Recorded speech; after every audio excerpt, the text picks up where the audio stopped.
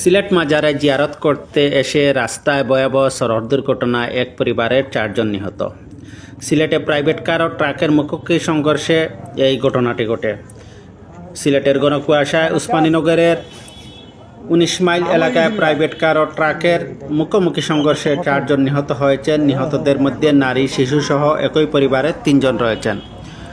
রবিবার সকালে ঘন কুয়াশার কারণে ঢাকা সিলেট মহাসড়কের 19 মাইল এলাকায় এক দুর্ঘটনাটি ঘটে। বিষয়টি নিশ্চিত করেছেন সিলেট জেলা পুলিশের অতিরিক্ত police super Osmaninagar circle Ashrafuzzaman.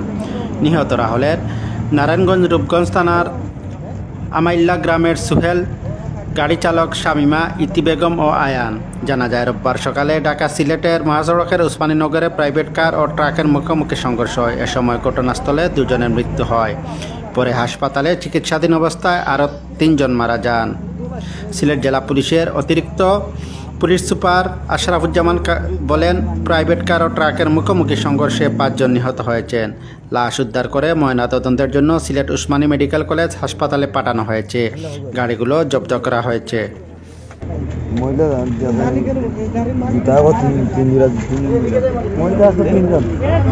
তিনজন বাচ্চা, একটা 4 জন বাচ্চা আছে।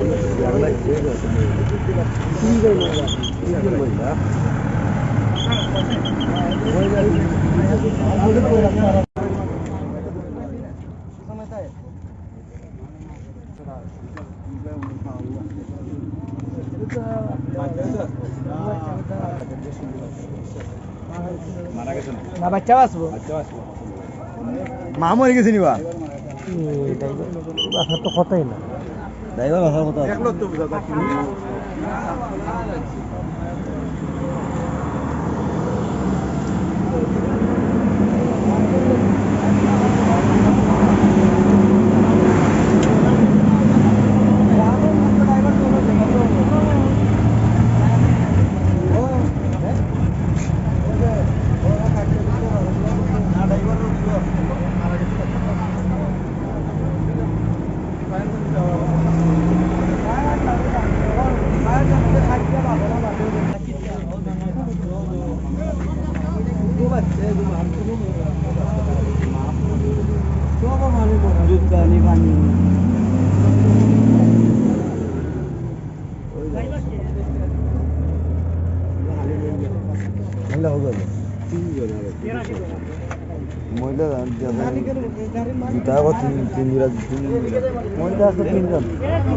তিনজন বাচ্চা, একটা 4 জন বাচ্চা আছে।